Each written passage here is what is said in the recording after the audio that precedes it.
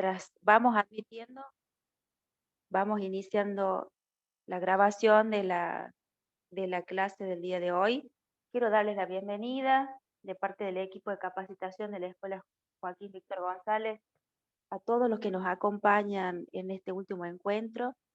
Un ciclo de actualizaciones dictado por el doctor Solari.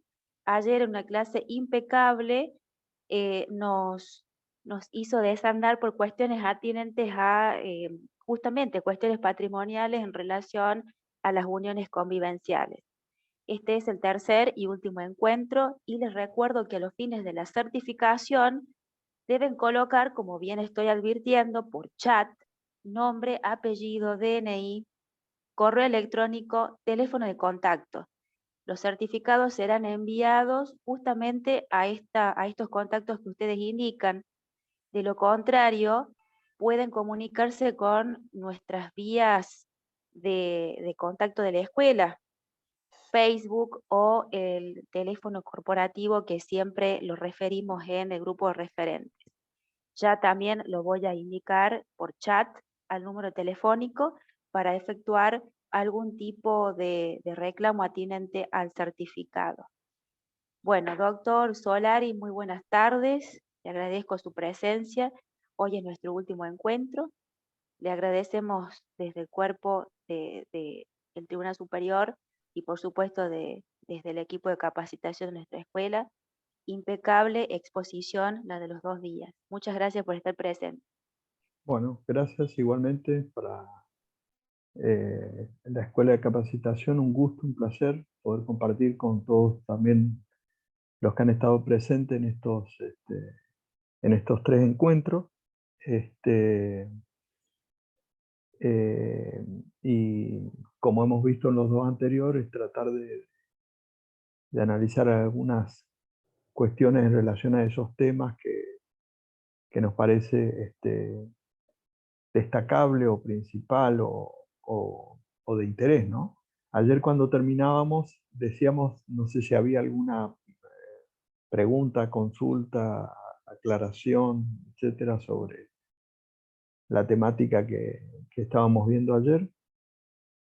Simplemente en relación a lo de ayer, también para forma breve, aclarar y que tiene que ver con las cuestiones de lo que veíamos ayer, en relación a la situación patrimonial o los bienes en las uniones convivenciales, en esos juicios que hablábamos de tratar de encuadrar alguna figura jurídica de los principios generales respecto de los bienes por ello adquiridos, también aclarar algo que no dijimos ayer, de que muchas veces en esos juicios prospera, digamos, muchas veces no, siempre en forma excepcional, pero digo, muchas veces se pide y a veces prospera, el tema de un derecho de crédito por los fondos propios que haya aportado uno para la compra de algún bien que esté a nombre, obviamente, del otro conviviente.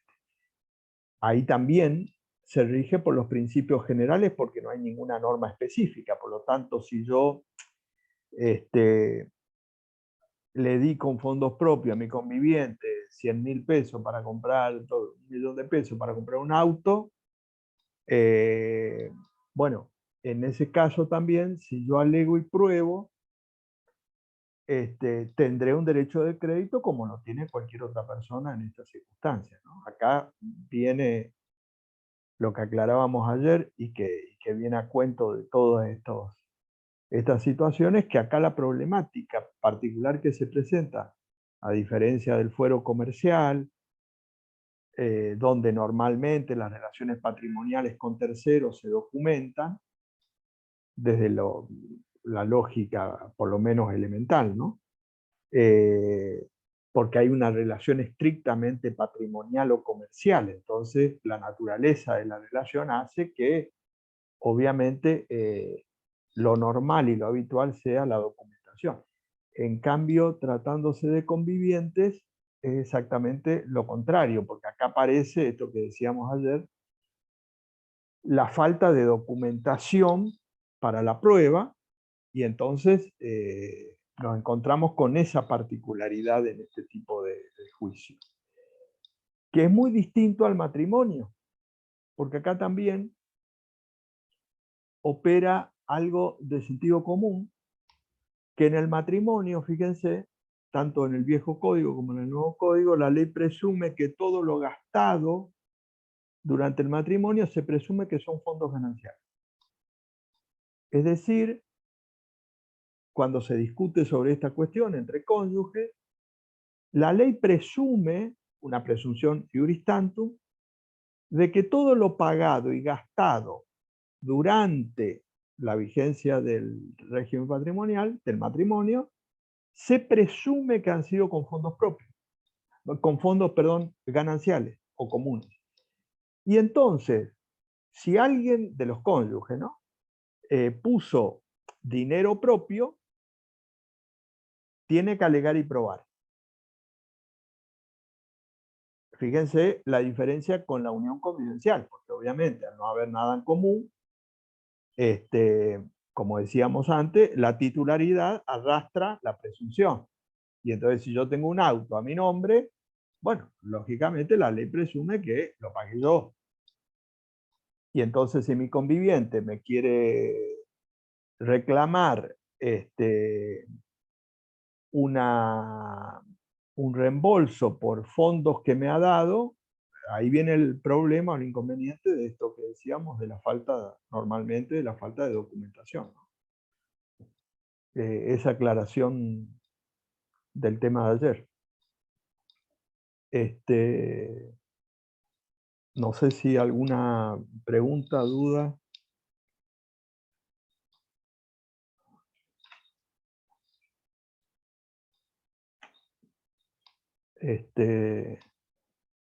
Para,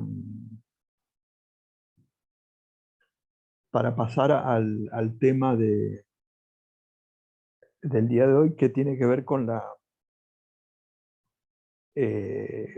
atribución de la vivienda familiar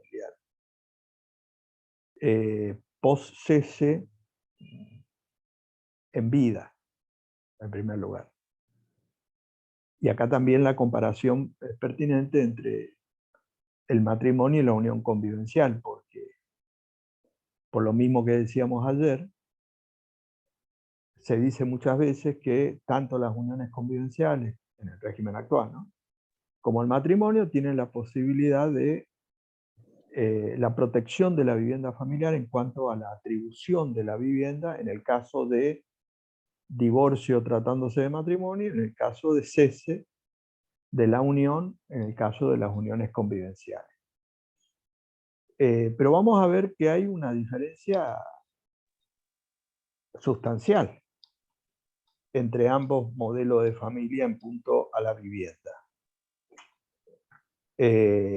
que es uno de los derechos que tiene los pocos derechos que tienen las uniones convivenciales posese, que sería la compensación económica y la atribución de la vivienda.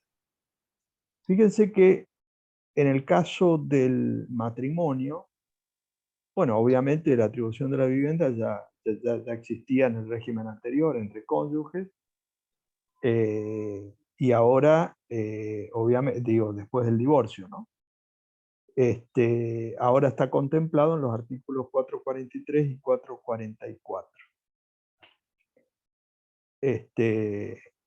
La posibilidad de que uno de los cónyuges, luego del divorcio, de la sentencia de divorcio, pida mantenerse en el asiento que fuese de lugar conyugal.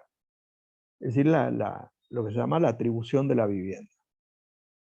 El 443 dice, uno de los cónyuges puede pedir la atribución de la vivienda familiar, sea el inmueble propio de cualquiera de los cónyuges, o ganancial.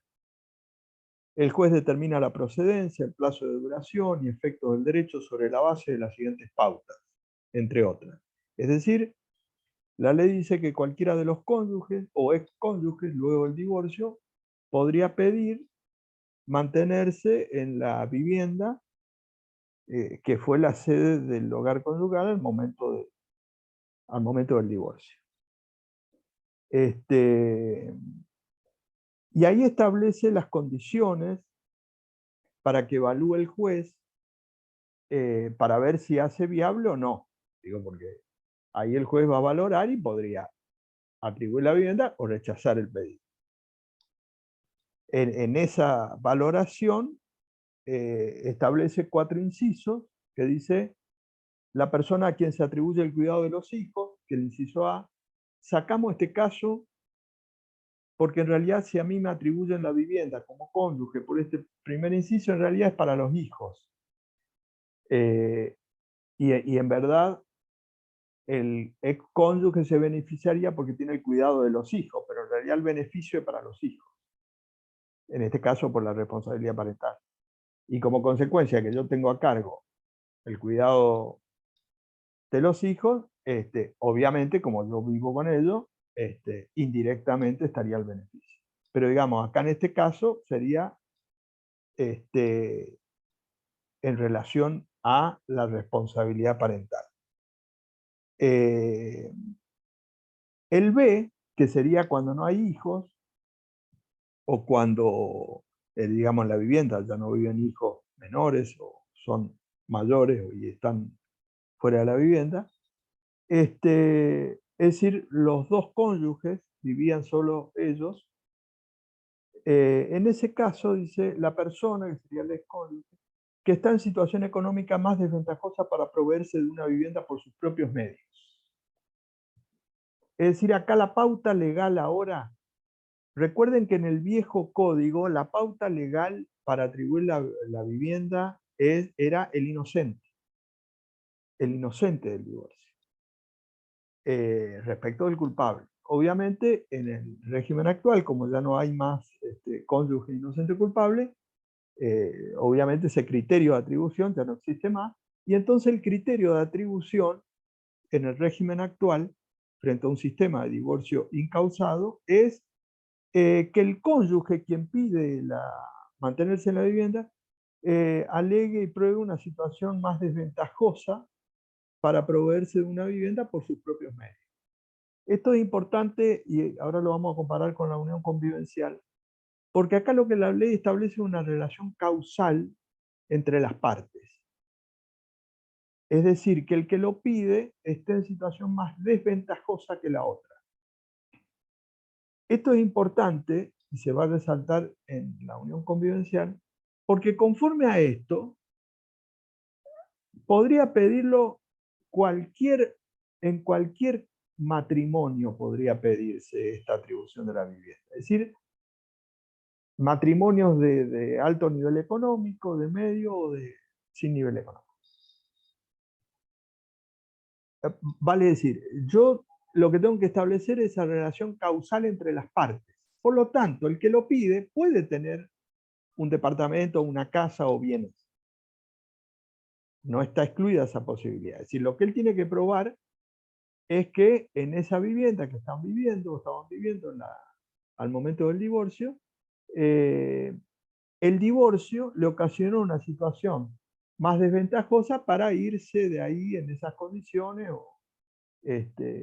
o cesar, siempre que la vivienda sea del otro. Si la vivienda es propia, no hay problema. Estamos hablando siempre que el que lo pide va a ser una vivienda o propio del otro o al menos ganancial a nombre del otro, ¿no es cierto? Ahí lo que tiene que probar es esa situación desventajosa. Y va a depender de esas particularidades del caso.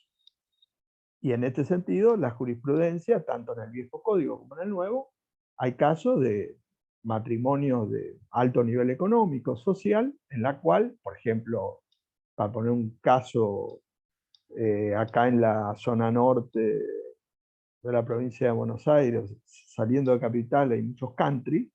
Bueno, hay muchos casos que frente al divorcio se le ha atribuido la vivienda a la cónyuge, normalmente, en el caso un country. Digo un country porque era de un nivel económico del matrimonio, incluso el beneficiario, la beneficiaria, no estaba en situación de desamparo. Y en ese caso, por eso digo, estaba en una situación desventajosa respecto de su cónyuge. Ese es el criterio, o esa es la pauta. Entonces ahora vamos acá a comparar lo que sería el equivalente en la unión convivencial, lo que sería la misma situación que la ley prevé para las uniones convivenciales, que frente al cese en vida pueda pedir la atribución de la vivienda, que es el 526. Atribución de la vivienda familiar. Y entonces dice, el uso del inmueble que fue sede de la unión convivencial puede ser atribuido a uno de los convivientes en los siguientes supuestos. Y ahí hay inciso A. Si tiene a su cargo el cuidado de hijos menores de edad con capacidad restringida o con discapacidad. Este sería como el A del matrimonio, aunque con otra redacción, pero digamos, acá sería en lo que decíamos que no nos interesa en principio, porque si se le otorga la atribución de la vivienda por los hijos, ya sea menores, incapaces o con capacidad restringida. Y la persona, el conviviente, a tener a cargo a esos hijos, indirectamente queda beneficiario. Pero vamos al B, que es lo que nos interesa, para compararlo con el matrimonio. Dice, si acredita, este sería el equivalente, para que veamos la diferencia. Si acredita, es decir, el conviviente, la extrema necesidad de una vivienda y la imposibilidad de procurársela en forma inmediata. Acá ya aparece la primera diferencia no evidenciada en la lógica del código, oculta, vamos a decir, porque acá ya tenemos que del universo de estas familias, a quien protege es a un nivel medio bajo. ¿Por qué digo a uniones convivenciales medio bajo? Porque el conviviente que solicita tiene que probar, alegar y probar, que está en una extrema necesidad de una vivienda, o sea, que no tiene bienes, y que está, además, imposibilitado para procurárselo en forma inmediata. De manera tal que si el conviviente tiene bienes, no puede pedirlo. Y segundo, si no tiene bienes, pero tiene capacidad laboral, profesional, aunque sea para alquilar, fruto de su trabajo, su profesión, tampoco lo puede pedir. Fíjense que acá aparece ya una diferencia enorme entre el matrimonio y la unión convivencial, porque en el matrimonio un divorcio de nivel económico alto tiene este beneficio, o puede tener este beneficio. En la unión convivencial no. ¿Y de qué estamos hablando? De la vivienda familiar, de un derecho constitucional y convencional, ABC, derechos humanos, derecho de la vivienda. Entonces, si yo les pregunto a ustedes y le digo, todas las familias tienen que tener, reconocidas por la ley, estamos hablando de matrimonio, uniones convivenciales, que son familias reconocidas por la ley, tanto unión convivencial registrada como no registrada. La pregunta es, ¿todas las familias deben tener un derecho constitucional a la vivienda familiar o solamente algunos tipos de familia, quedando excluidas algunas? Por ejemplo, las uniones convivenciales en las cuales formaron una familia, pero que tienen, en este caso, una determinada condición económica y entonces no pueden acceder a ese beneficio. La primera reflexión es que indudablemente el derecho constitucional a la vivienda familiar es de la... ¿Cuál es el nombre? Viviendas familiares, todas las familias, todas las familias.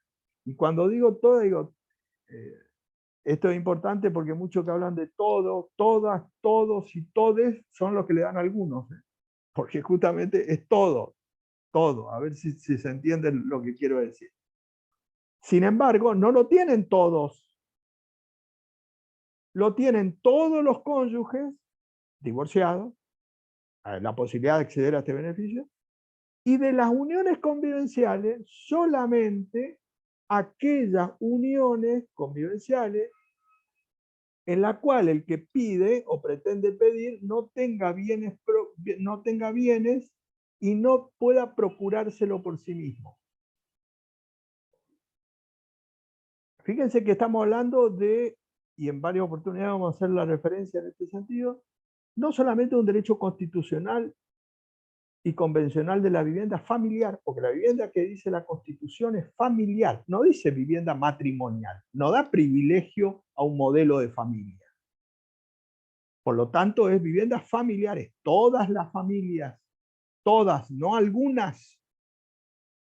La discriminación que hace el legislador en el orden interno es regresividad de derechos, porque como todos sabemos desde el punto de vista constitucional, lo que las leyes en el orden interno, los estados pueden hacer cuando ratifican o por la Constitución o los tratados internacionales, lo que puede hacer el legislador en el orden interno es otorgar más derechos, lo que se llama progresividad de derechos.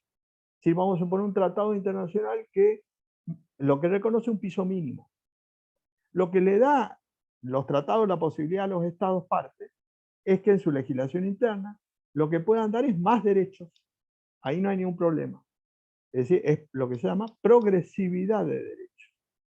Lo que no puede hacer un Estado que ha ratificado una convención es quitarle un derecho, o sea, regresividad de derechos. Una ley interna no puede darle menos derechos que lo que establece este piso mínimo.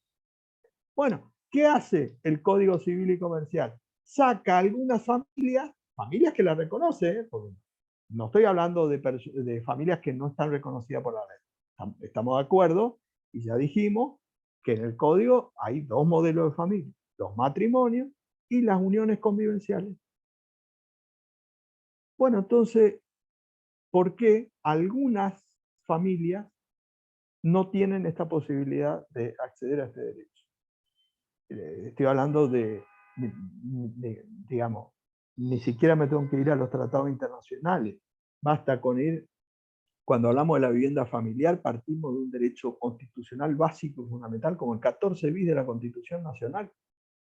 La jurisprudencia desde la década del 50 reconoce que el 14 bis de la Constitución Nacional, cuando habla de la protección integral de la familia, está comprendido obviamente fundamentalmente la vivienda, para todas las familias, para todas, todos y todes, a ver si se entiende en la terminología, digamos, más usual en la actualidad.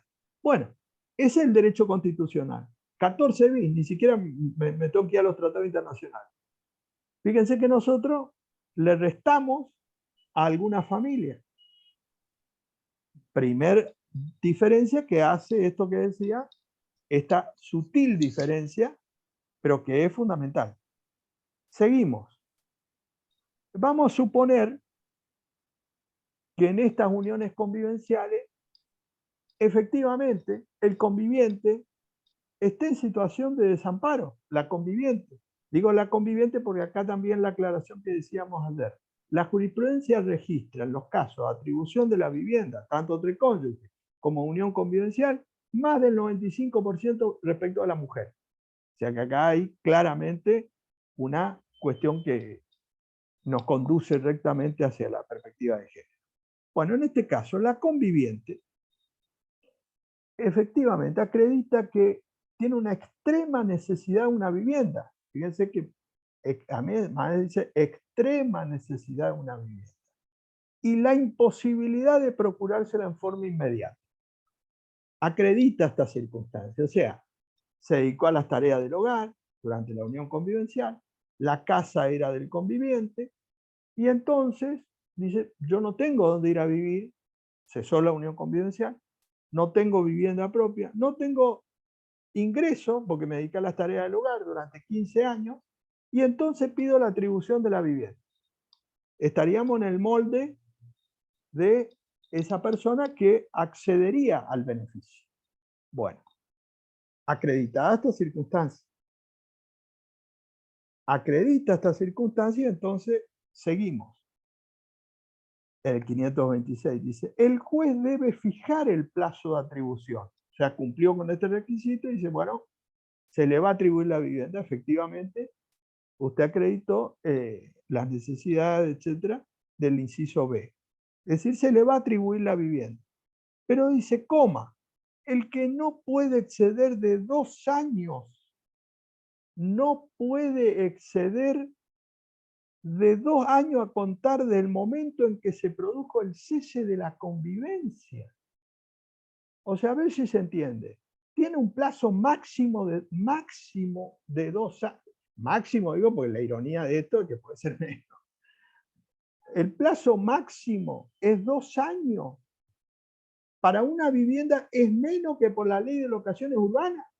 Ustedes recordarán que en periodo de pandemia, plena pandemia, se modificó la ley, el código mismo de locaciones urbanas, y pasó el plazo mínimo de locaciones, destino de vivienda, vivienda que no es familiar, vivienda entre el inquilino, el locador y el locatario, por contrato de locación, no tiene nada que ver familia.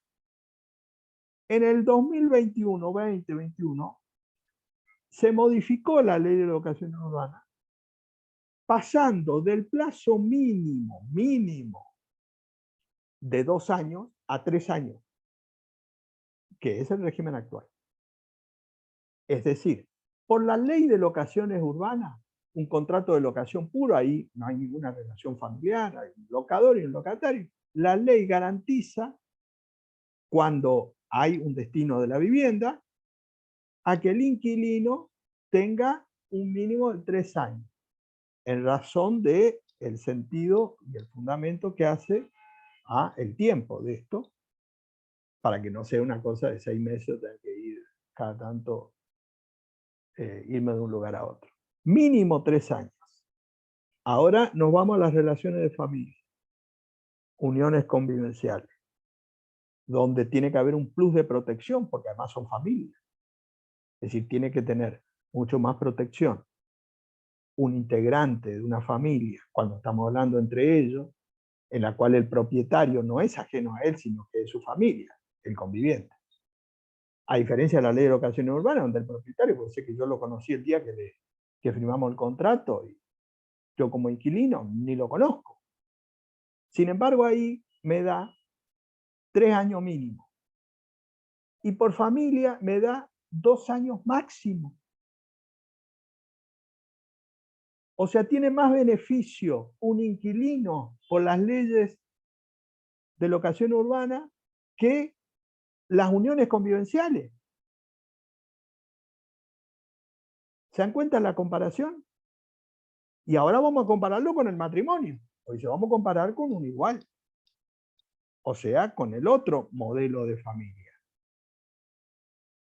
El 443 que leíamos recién. Y entonces dice, voy a leer la parte pertinente. El juez determina la procedencia, el plazo de duración y efectos del derecho sobre la base de las siguientes pautas. Es decir, que en el matrimonio, diferencia que no es sutil, sino que ideológicamente es la diferencia, y tiene que quedar claro, y está fuera de discusión, que en el divorcio el que fija el plazo es el juez, teniendo en cuenta las particularidades del caso. De hecho, si yo voy a la jurisprudencia, hay casos en que se ha dado 3 años, 4 años, 5 años, es decir, el juez, teniendo en cuenta, como debe ser, las particularidades del caso, establecerá el tiempo de duración. Sin embargo, en el otro modelo de familia, unión convivencial, dice, al juez le impone que el plazo máximo es de 2 años, dándole la posibilidad al juez de establecer un plazo menor, pero no máximo. Y entonces puede ser que los convivientes hayan tenido 20 años de convivencia. Y se separan, cesa la convivencia en vida a los 20 años. Es más, ya esa persona puede ser mayor adulto, puede tener una discapacidad. Y sin embargo, dice máximo 2 años. Contrástenlo usted, como decíamos recién, si esto les parece que es conforme a un sistema convencional y constitucional. El discurso es ese. Pero cuando nos vamos a los derechos, nos encontramos con una realidad totalmente distinta. Son familias, sí, son familias. ¿Está reconocida por el Estado? Sí, está reconocida por el Estado. Bueno, ¿por qué entonces en el matrimonio tiene y tenía esa protección? Que el juez, como corresponde, va a determinar las particularidades del caso, porque cada caso va a depender, 1 año, 2 años, 3 años, 4 años, etcétera, etcétera. Sin embargo, el modelo de las uniones convivenciales le pone un tope de 2 años, que es menos que la ley de locación urbana. Y entonces dice el conviviente, y prefiero que me aplique la ley de locación urbana y no la ley y no las normas de familia. Es más, en la ley de locaciones urbanas, fíjense, en el artículo 1190, cuando habla de la continuación de la locación, 1190 del código, que ya estaban viejas leyes, que no es algo nuevo del código, digo, sino viejas leyes de locación urbana, para que se vea el adelanto que tenía respecto de los modelos de familia, las leyes fuera del derecho de familia, mucho más adelantado que las normas del derecho de familia, lo cual parece una ironía, porque dice, si la cosa locada es inmueble o parte material de un inmueble destinado a habitación, en caso de abandono o fallecimiento del locatario, la locación puede ser continuada en las mismas condiciones pactadas y hasta el vencimiento del plazo contractual, por quien lo habite y acredite haber recibido del locatario ostensible trato familiar durante el año previo al abandono o fallecimiento. Es decir, el conviviente es el locatario. Alquiló al locador un tercero. Ahí está formado el hogar convivencial. ¿No es cierto? Bueno, el conviviente muere. Y entonces la conviviente, estamos hablando por locación urbana, la conviviente tiene el derecho de continuar la locación. No importa si es clase alta, clase baja o clase media. No es que el locador va a decir, no, mire, usted tiene 3 departamentos, váyase.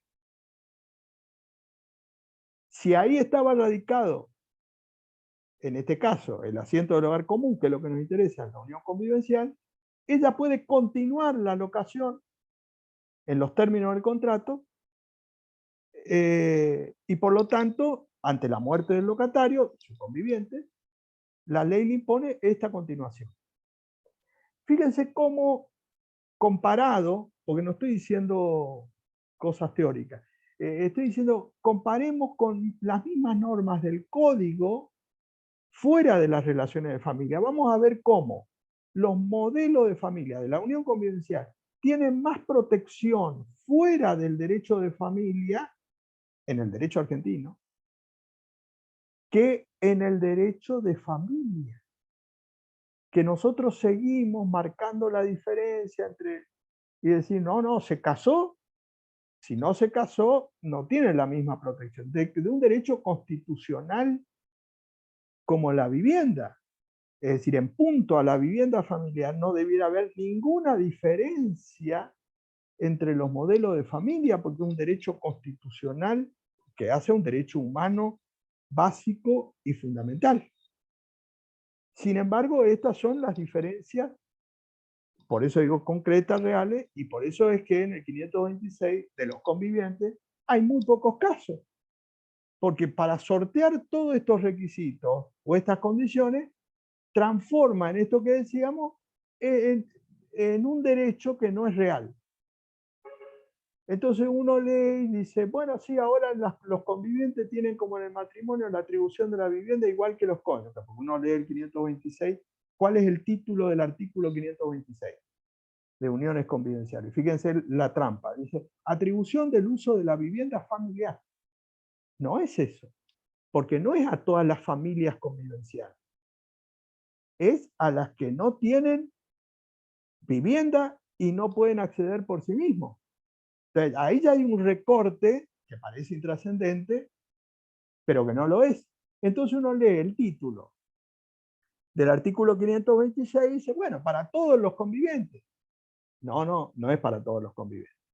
Y aún en este caso de extrema necesidad, que es lo que estamos hablando, que cumplió el requisito, le establece un límite de 2 años desde que cesó la convivencia. O sea, prácticamente tiene que ir viendo dónde se va a ir. Porque en punto a la vivienda, 2 años es nada a partir del cese. En cambio, el cónyuge, fíjense la diferencia que está con respecto a esa situación comparativa con esto del conviviente.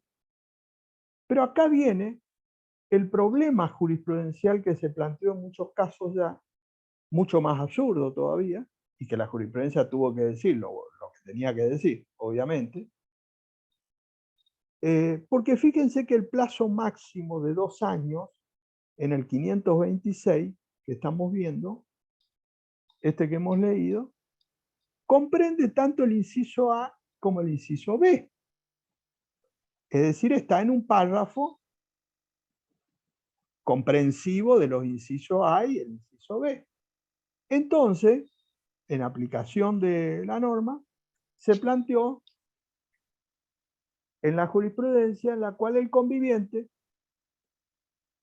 por el inciso A, situaciones habituales o comunes que se dan en este caso, que es una unión convivencial y tienen hijos comunes. Cesa la convivencia, entonces la conviviente que se queda con los hijos pide la atribución de la vivienda por el inciso A, por los hijos menores. Bueno,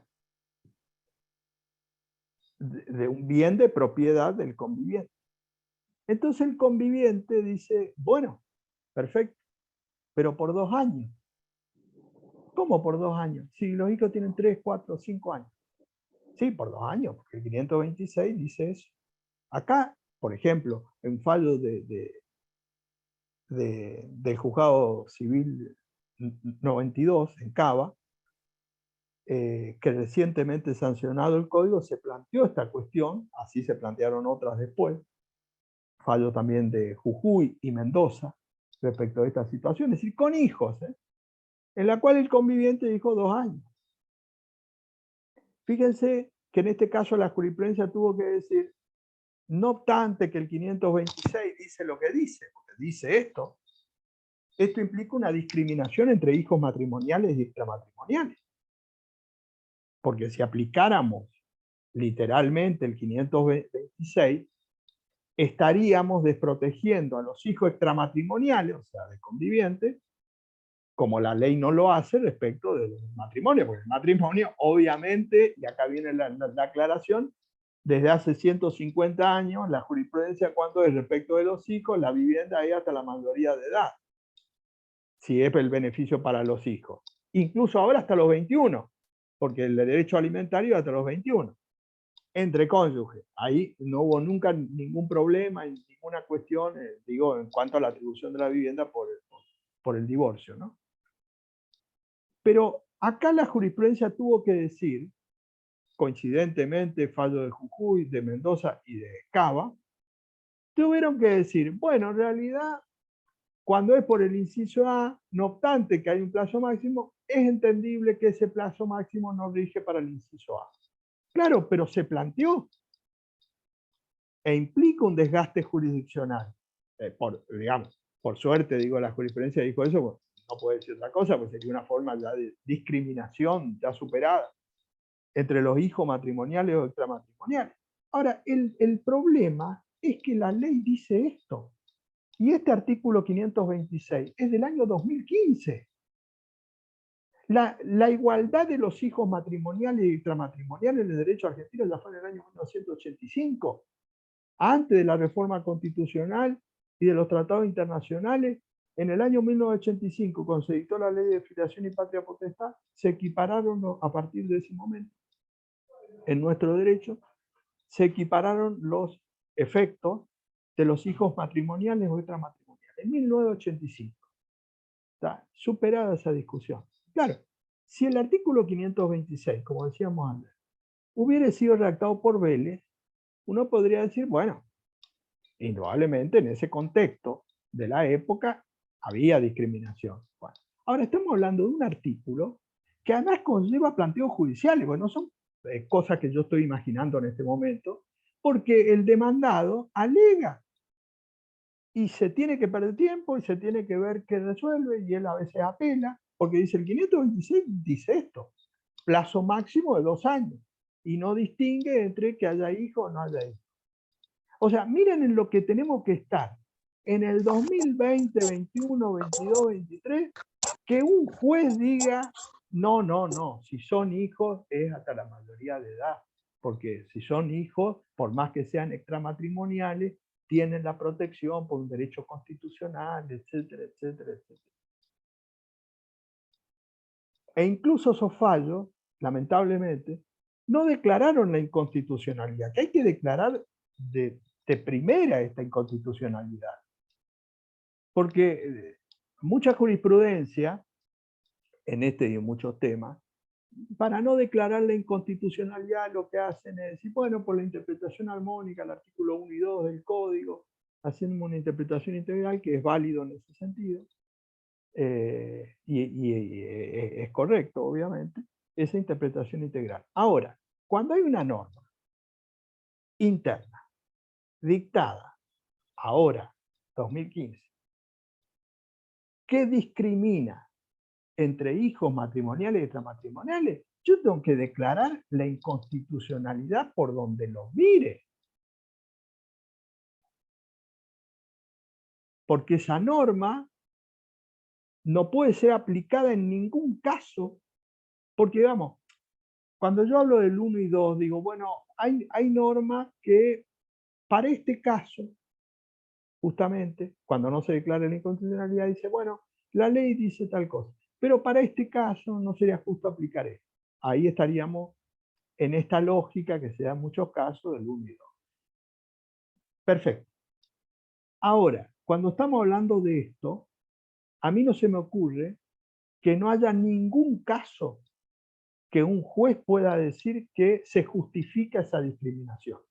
Es decir, la norma es inconstitucional para todos los casos, no para ese caso, en el sentido de, esto del 1 y 2, digo, hay normas que en principio uno puede decir no son inconstitucionales, sino que para este caso no resulta aplicable, entonces ahí me voy para el 1 y 2. Y es lógico. Ahora, en la ideología de este 526, donde está la discriminación, estamos hablando del inciso A, de hijos matrimoniales y extramatrimoniales, no puede sobrevivir en la lógica interpretativa judicial. Por eso digo, el resultado final fue que no se aplicó para esa situación. Pero se ha planteado y se sigue planteando. Fíjense, por eso digo, la aplicación práctica de lo que estamos hablando de la vivienda familiar, de un derecho humano básico y fundamental.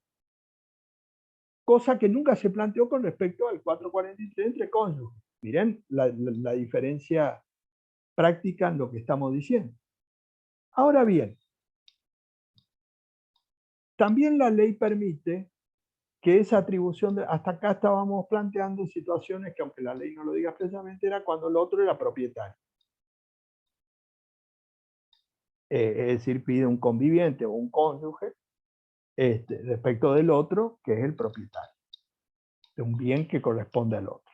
Pero la ley también ahora, tanto en el matrimonio, en el caso del 444, y en este caso del 526 para las uniones convivenciales, prevé la hipótesis de que esa vivienda que cede asiento del hogar conyugal, si es matrimonio o convivencial, esté alquilada. Es decir, ahí donde está radicada la vivienda sea una vivienda alquilada por uno de ellos. En el caso del matrimonio, fíjense, si ustedes tienen a mano el código, un párrafo que voy a leer que parece igual. Porque en el caso del matrimonio, del divorcio, el 444, el segundo párrafo dice, Si se trata de un inmueble alquilado, coma, el cónyuge no locatario porque si es locatario y sigue viviendo él, no hay problema, sigue el contrato como estaba. Acá el tema es si se separan y el que se tiene que ir es el locatario y el que se queda es el no locatario, el que no tiene el contrato. En ese caso, si se trata de un inmueble alquilado, el cónyuge no locatario tiene derecho a continuar en la locación hasta el vencimiento del contrato, manteniéndose el obligado al pago y las garantías que primitivamente se constituyeron en el contrato. ¿Está? Lo que la ley entonces permite, avala en este caso, es que el juez, a pedido de parte en este caso, el cónyuge no locatario puede pedir quedarse en la vivienda. Entonces, por sentencia, puede obligar, entre comillas, a ese contrato originario, en locación, vigente, de que en esa vivienda el usuario, digamos, va a continuar siendo el no locatario, el cónyuge del locatario, en el caso que estamos hablando. Y entonces el locador no le puede decir, yo a usted no le alquilé, váyase. Acá la sentencia lo que le impone al contrato originario es que el cónyuge del locatario continúe en la vivienda en los mismos términos y alcance y vigencia de ese contrato de locación. Perfecto. Ahora vamos al equivalente de la unión convivencial. Y dice el 526, párrafo anteúltimo párrafo. Dice, si se trata de un inmueble alquilado, el conviviente no locatario tiene derecho a continuar en la locación hasta el vencimiento del contrato, manteniéndose él obligado al pago y las garantías que primitivamente se constituyeron en el contrato. Yo le decía, fíjense si ustedes tienen código a mano y uno lee el párrafo de 3 renglones y dice, es el mismo. Y así se indica normalmente por parte de la doctrina. Son las mismas palabras, ¿no es cierto? La pregunta que yo le hago es, ¿hay alguna diferencia? ¿Encuentran alguna diferencia entre el párrafo del cónyuge y el del conviviente?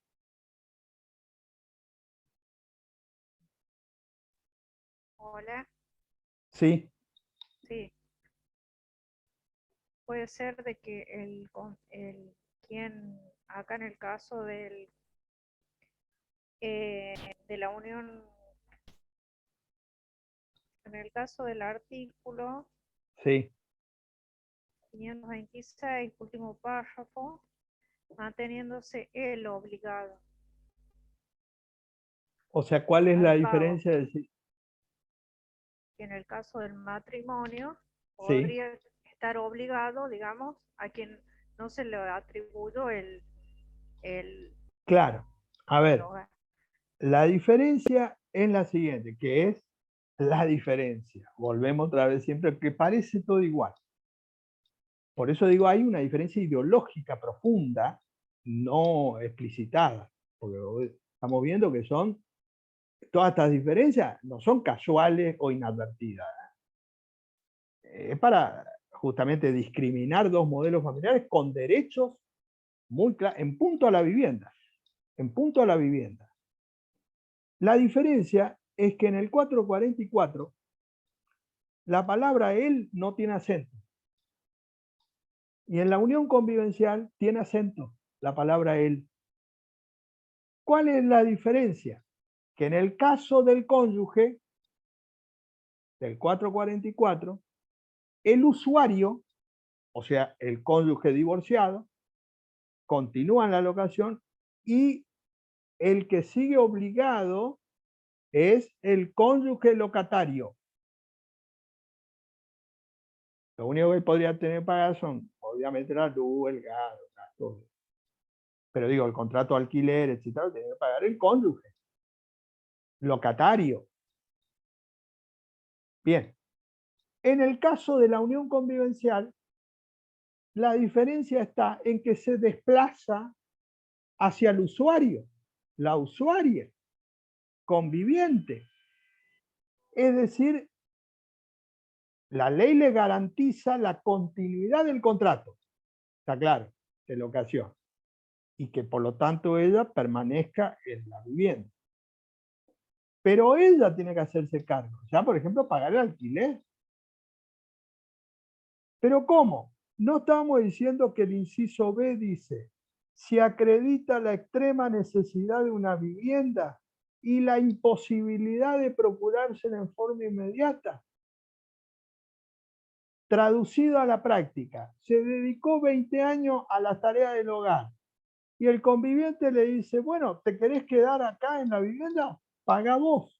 Ah, no, yo no puedo. Ah, entonces nos tenemos que ir los dos. O te tenés que ir vos. Es decir, se le vacía la posibilidad a la conviviente de pedir el beneficio. Fácticamente estamos hablando. Haciendo aplicación de todo. ¿Ustedes creen que una persona que no tiene bienes, que no tiene trabajo ni renta de ingreso económica, entonces podría ejercer el beneficio? Y la realidad es que no. En cambio, la cónyuge, si se casó la mujer, sí. Miren, por eso digo, hasta acá, estas tres diferencias que hacen a algo que convierte en que si vemos la jurisprudencia de los 7 años de aplicación del código, vamos a encontrar la razón por qué hay un montón de casos de atribución de la vivienda al cónyuge post divorcio, y en el caso del 526, por coincidencia, que no es casual, los casos en que tiene la atribución de la vivienda es cuando tiene hijos, por los hijos. Si no tiene hijos, está perdido. En cambio, el cónyuge que no tiene hijos, hay un montón de casos que se dan. Es decir, esto que estamos diciendo es para traducir el discurso a la realidad. Porque si nosotros nos paráramos en la teoría, en el discurso, uno dice, qué bárbaro esto, está extraordinario, porque ahora los convivientes tienen protección de la vivienda, constitucional, todo esto que escuchan ustedes, que escucharon. Todo esto es bárbaro, está bárbaro, digo, no es que está mal. El problema es que eso no está traducido en la normativa interna.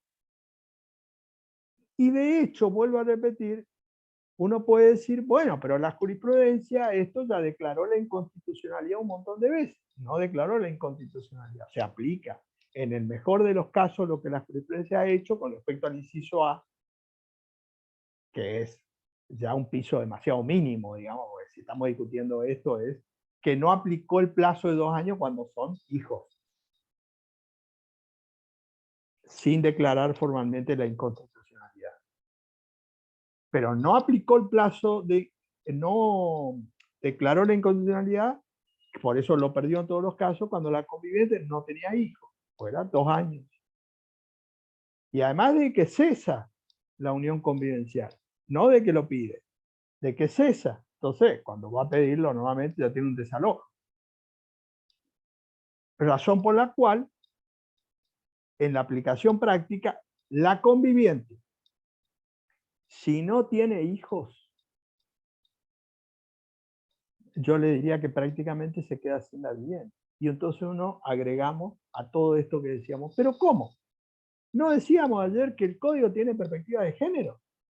Y si el 100% de los casos que planteó la atribución de la vivienda por el 526 es la mujer, hasta acá, ¿cómo el legislador le exigió todos estos requisitos? Si hubiera tenido perspectiva de género, en el caso concreto, imagínense, estamos hablando de la vivienda familiar, estamos hablando de un derecho humano, no estamos hablando de una cosa extravagante. Si en la vivienda familiar le exige a la mujer, en concreto, sin hijos, todos estos requisitos, imagínense la situación de desamparo que encuentra la mujer que formó una familia y no se casó.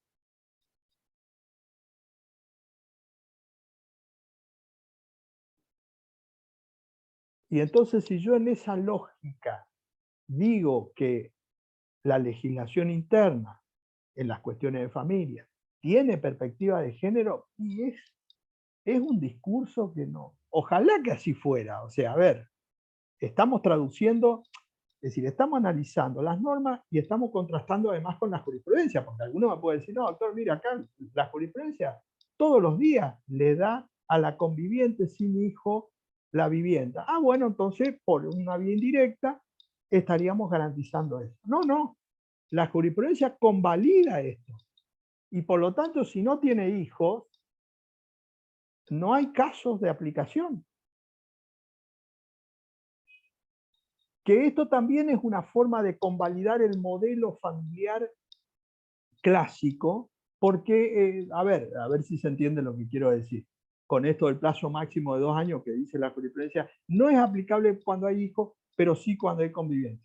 Las familias se constituyen y se forman, y la diversidad de familias, de modelos familiares en los tratados internacionales, es con hijos o sin hijos. O sea, no es condición sine qua non para que yo forme una familia que tenga hijos. Y entonces, traducido a lo que estamos diciendo en el 526, el modelo clásico, viejo, es decir, bueno, te vamos a proteger a esta familia, pero si tiene hijos. Entonces, es como decirle a la mujer, te vamos a proteger, pero si tenés hijos. Miren, miren la perspectiva de género. Es como decirle a la mujer, vos lo que tenés que hacer es tener hijos si querés derecho. Lo cual es algo que está oculto, obviamente, pero que es la traducción concreta de lo que hoy no debiera ser. Porque si 2 parejas formaron una familia sin hijos, en punto a la vivienda familiar que estamos hablando acá. ¿De qué estamos hablando? De la vivienda familiar, de un derecho constitucional básico humano. No podría existir diferencia entre cónyuge, conviviente, con hijos, sin hijos, con capacidad, sin discapacidad, mayores, adultos, restricciones, nada, porque todos tienen que tener este derecho. No puedo hacer yo un orden de prioridades en este derecho para darle a una familia y no darle a otra, porque vuelvo a repetir, es un derecho humano básico y fundamental. Y fíjense, este 526, hasta dónde uno puede plantear todas estas inconsistencias, que el 14 bis de la Constitución Nacional, cuando fines de la década del 50, en los primeros años de vigencia del 14 bis, porque el 14 bis viene de la Constitución del 49 y después obviamente quedó, consideró, se incorporó ese 14 bis al 54, al 55. Bueno, es decir, estamos hablando de la década del 50. Se había planteado en la jurisprudencia, en punto justamente a las viejas leyes de locaciones urbanas, y ahí nació en realidad, primero jurisprudencialmente y después legislativamente, el tema de la continuación de la vivienda de los utensilios de trato familiar, en virtud que en locaciones urbanas, fíjense el fenómeno ya desde siempre que se daba de conviviente, antes concubinato, se llamaba concubinato antes. Entonces, en materia contractual y de locación urbana se planteaba el caso que cuando el locatario fallecía, el locador iba y la quería sacar a la concubina.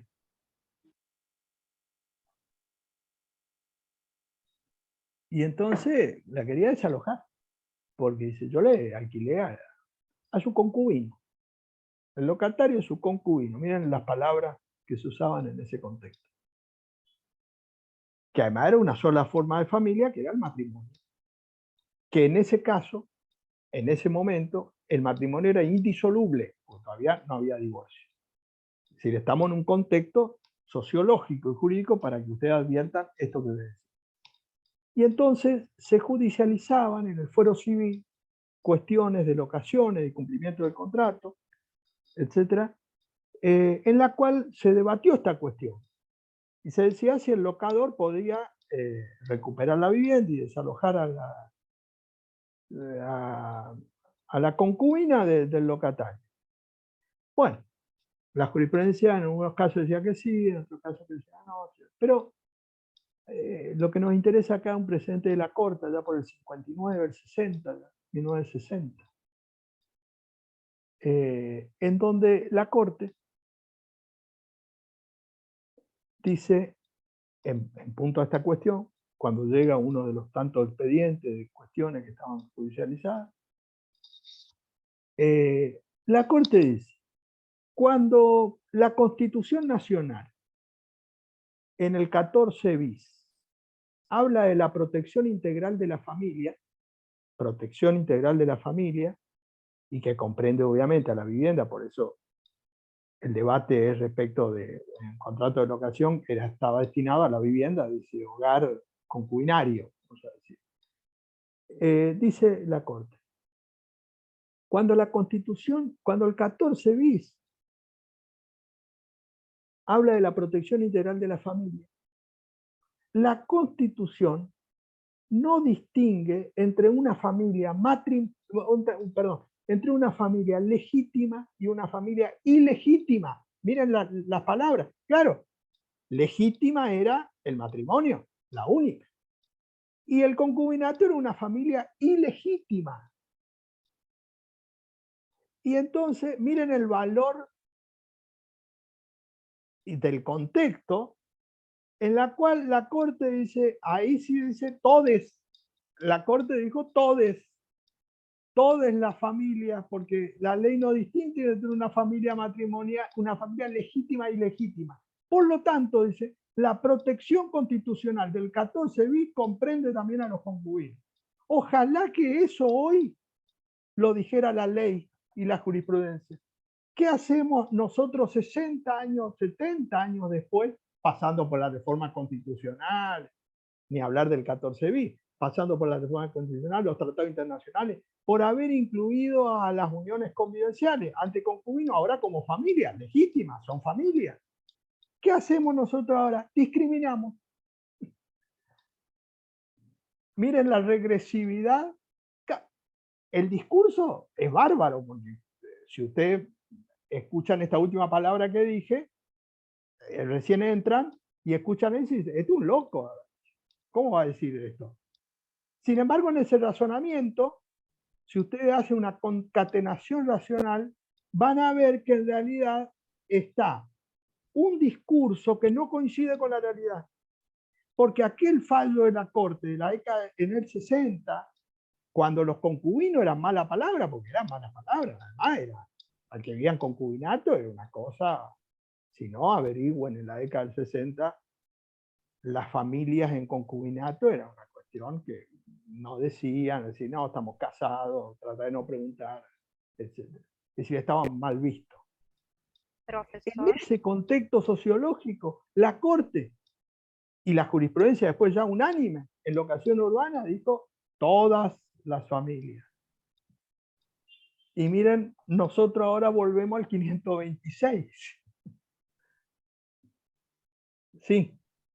Sí, profesor. Ivana, ¿iba a decir algo? El Sí. tema que también quedó en exclusión de la regulación de código son las familias poligámicas.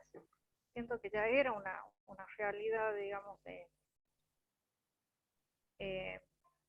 ya se podría haber incorporado su regulación en el Claro. concepto, digamos, de familia. Sí, pero imagínense que si nosotros estamos discutiendo en este momento de darle un derecho humano a la vivienda, a las uniones convivenciales reconocidas por el Código, imagínense si hablamos de una relación de pareja de 3 personas. Está más cerca que lo lleven preso a que le den derecho. Es decir, analicemos la ideología del 526 que estamos discutiendo respecto de personas que son familias, cumplieron todos los requisitos, uniones convivenciales, no tienen todos garantizado un derecho humano como la vivienda familiar del 14 bis. En eso estamos. Después yo puedo dibujar esto, puedo hacer una presentación bárbara, extraordinaria, hablar de palabras, términos, todo. Y vuelvo a repetir,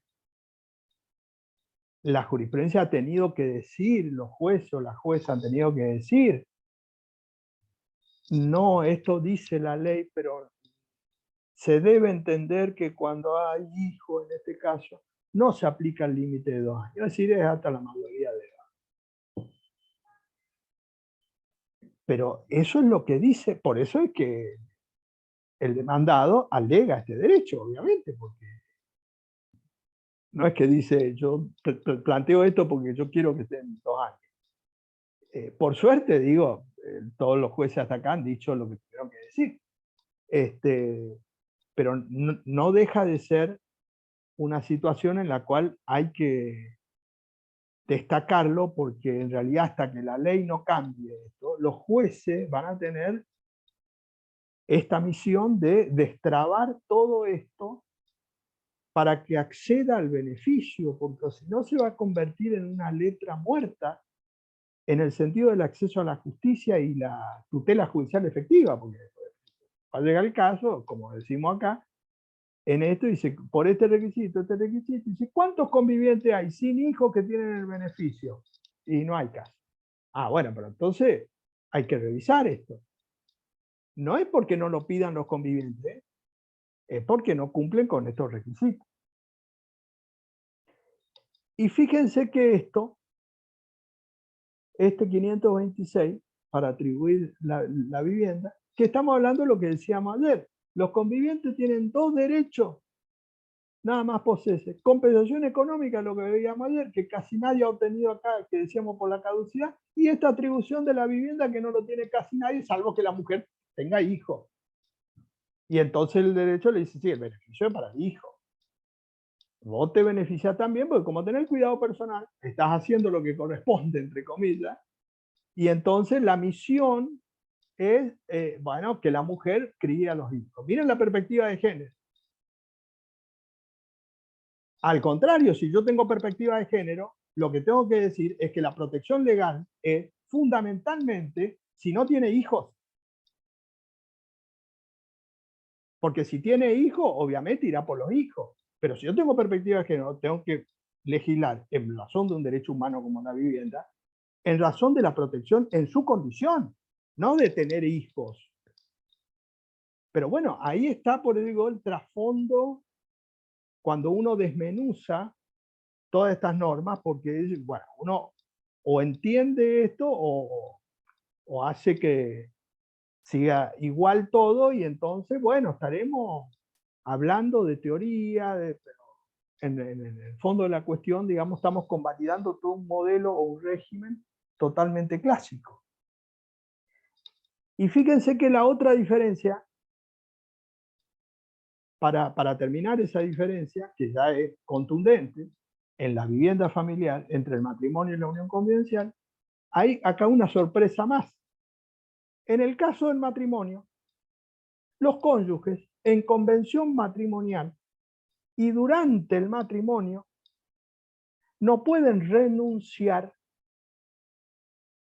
anticipadamente a pedir la vivienda en el caso de divorcio. Ellos, en consecuencia, no pueden, en ejercicio de la autonomía de la voluntad, decir, bueno, nosotros nos casamos. Si nos divorciamos, cuando nos divorciamos, ninguno va a pedir la atribución de la vivienda. ¿Está claro? Y el fundamento de la doctrina unánime y de la jurisprudencia es que ahí hay una protección familiar y por lo tanto no rige la autonomía de la voluntad. Ahí están todos de acuerdo. Muy bien. ¿Qué es lo correcto? Ahora vamos a uniones convivenciales. Como sabemos, en las uniones convivenciales, los convivientes pueden hacer pactos de convivencia. Si registran la unión convivencial, pueden acompañar facultativamente pactos de convivencia. Tanto la ley como la jurisprudencia hasta acá que avala, y la doctrina fundamentalmente, entienden, voy a leer el artículo 513 que es el primer artículo de los pactos de convivencia, dice: las disposiciones de este título, o sea, de uniones convivenciales, son aplicables excepto pacto en contrario de los convivientes. O sea, está claro que en las uniones convivenciales la regla es la autonomía de la voluntad y por lo tanto ellos se rigen por el pacto. Pero, acá viene lo que nos interesa, dice: este pacto que hacen los convivientes y que pueden reglar todas las relaciones que hacen esa convivencia durante y cesada la misma, que debe ser hecho por escrito, no pueden dejar sin efecto lo dispuesto en los artículos 519, 520, 521 y 522, que constituye lo que conocen o se llama como el piso mínimo, inderogable. Es decir, las normas de orden público, ese piso mínimo que los convivientes no podrían dejar sin efecto. Ese 519, 520, 21 y 22 está referido a normas que hacen a la asistencia, a los gastos del hogar, a la responsabilidad y al asentimiento del 522 de la convivencia que está registrada para disponer de la vivienda. Todo lo demás es disponible en virtud de la autonomía de la voluntad, es decir, por aplicación del 513, por aplicación de la doctrina que explica el 513, unánimemente se entiende de que en el régimen actual los convivientes podrían pactar entre las cláusulas la renuncia a la atribución de la vivienda. Y acá ya se me quemó todo lo que dije porque ya no entiendo más nada. Es decir, imagínense de lo que estamos hablando. Los convivientes podrían en un pacto de convivencia renunciar anticipadamente, en consecuencia, a decir: cuando nos separemos, ninguno de los dos va a pedir la atribución de la vivienda. Y entonces yo les pregunto a ustedes, pues dicen, bueno, autonomía de la voluntad. ¿A ustedes les parece que esa cláusula lo va a poner una persona que está en situación desventajosa respecto del otro, que no tiene una vivienda? En ese caso, la condición, ¿quién va a poner? El que tiene la plata y la condición económica. Es decir, ¿quién va a renunciar a un derecho futuro, a un derecho humano como la vivienda? En realidad le está imponiendo, a ver si se entiende. Y entonces digo, pero acá no vemos la perspectiva de género. Esto, como decíamos ayer, el elefante que pasa por al lado. Digo, pero si yo no veo, ¿quién va a poner? A ver, una mujer que se dedica a las tareas del hogar, que no tiene bien, que renuncia a su trabajo para ir a convivir, o a su profesión, y que se dedica a las tareas del hogar. ¿Ustedes creen que en ejercicio de la autonomía de la voluntad, en el sentido de la igualdad real, va a proponer que si se separan dentro de 5 años, 10 años, 15 años, va a renunciar a la vivienda? Un chico de 5 años dice: no, esto se lo impuso el otro.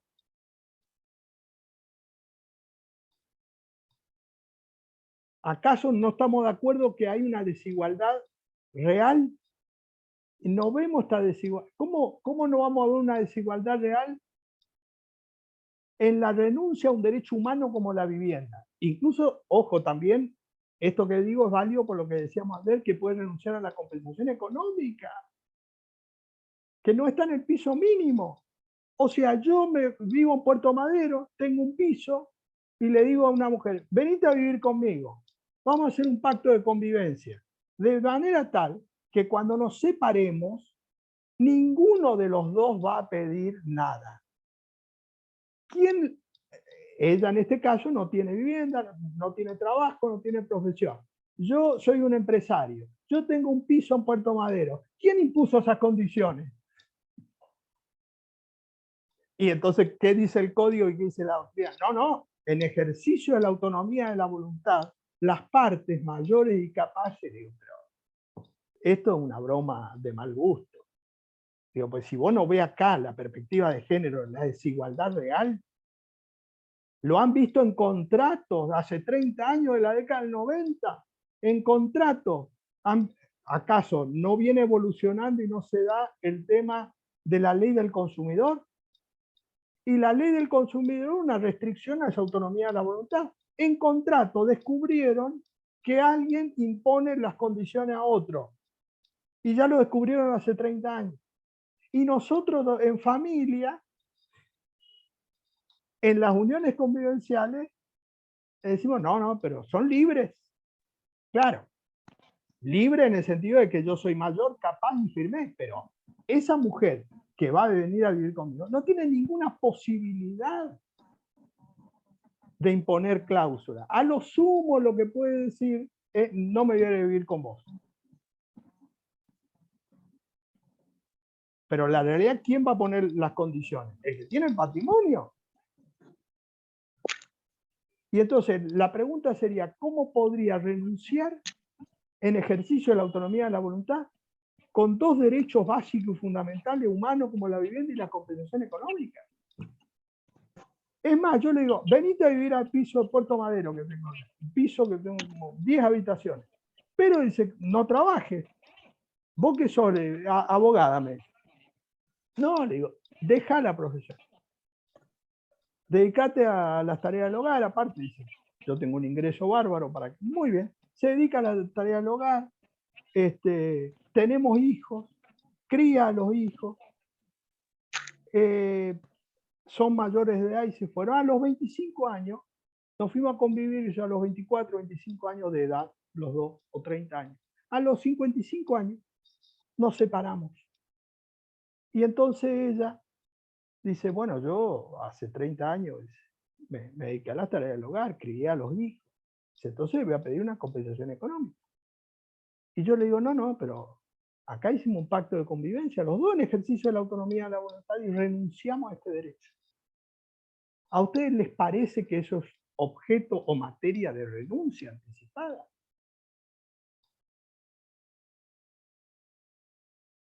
Es convalidar un sistema de explotación.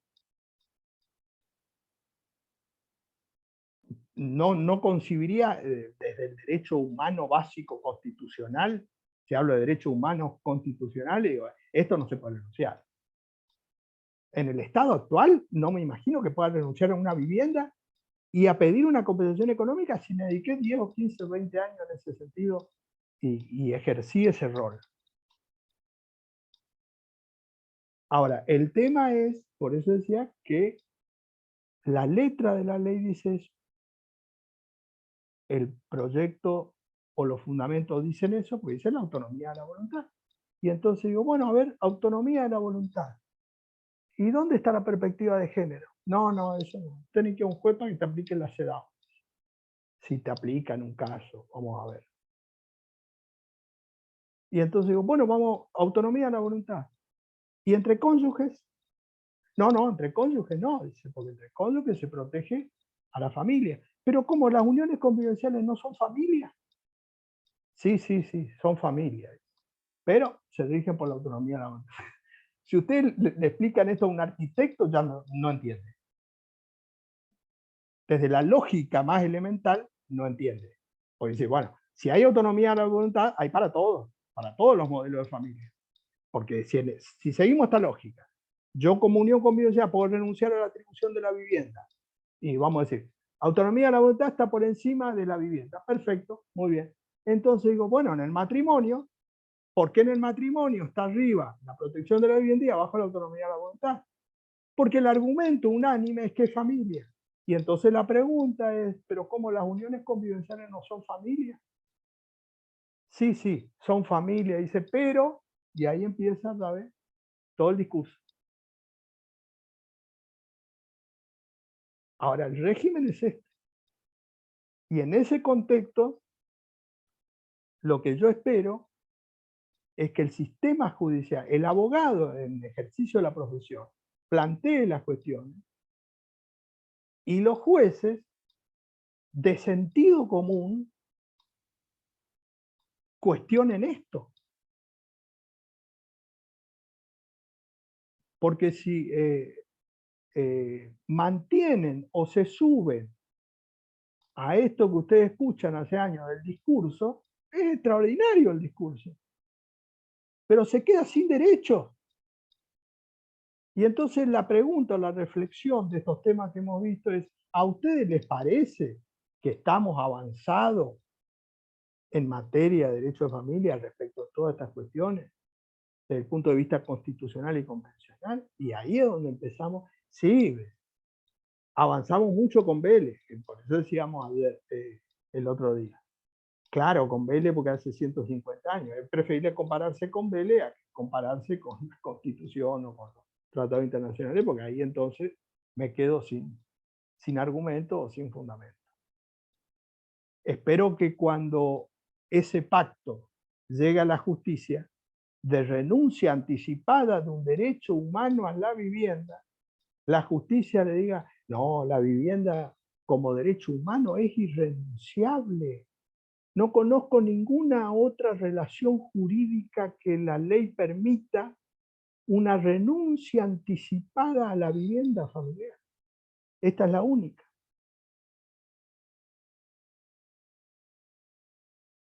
Ahora, el tema es que está dentro de las facultades, por eso digo, reconocida por la ley y avalada por la doctrina, de que es renunciable por la autonomía de la voluntad.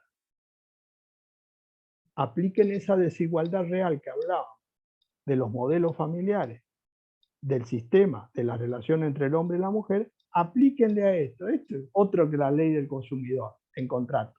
Esto es aplicarle la autonomía de la voluntad de la época del Código de Napoleón. Oye, en contrato tiene más protección, en materia estrictamente comercial tiene más protección el consumidor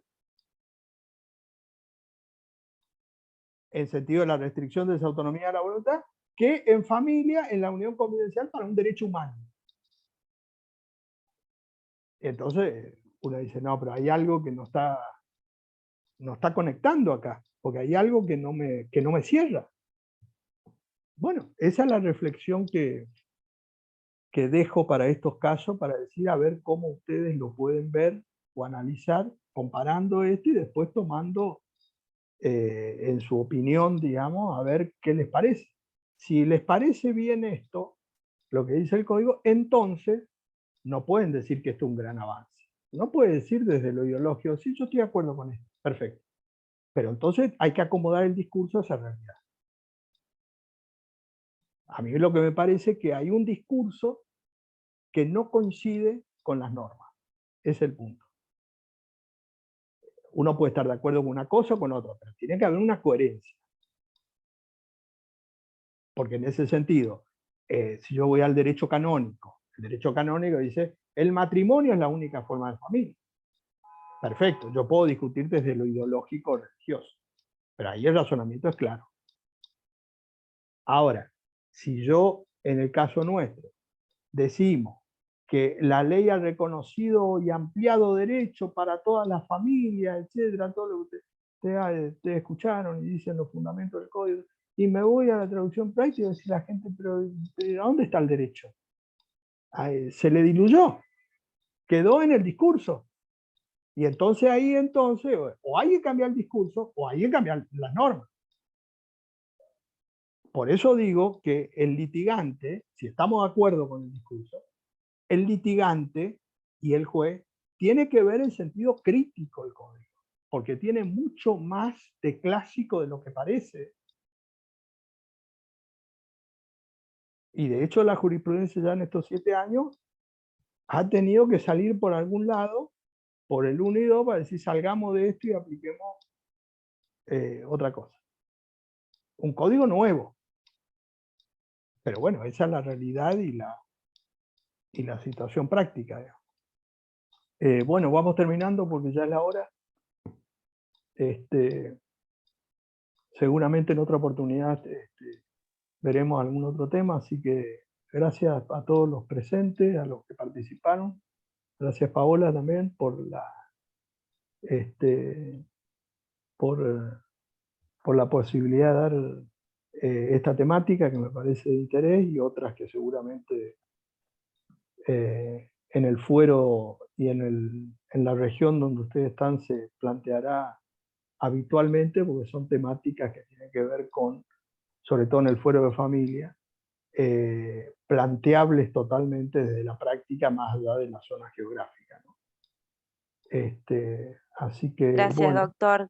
Gracias a usted. gracias. Gracias por el Gracias. compromiso y la entrega en cada una de sus exposiciones y lo comprometo para una visita presencial porque claramente vamos a seguir abordando También, sí, sí, temáticas. perfecto. Sí, Gracias, sí, sí. doctor. Bueno, Gracias gracias a a todos todos los los presentes asistentes. también. Gracias. Que Hasta tengan luego. buenas tardes, buen fin de semana. Buenas tardes, Hasta buen fin de luego. semana. Muchas Gracias. gracias, doctor. Hasta luego. Gracias, gracias.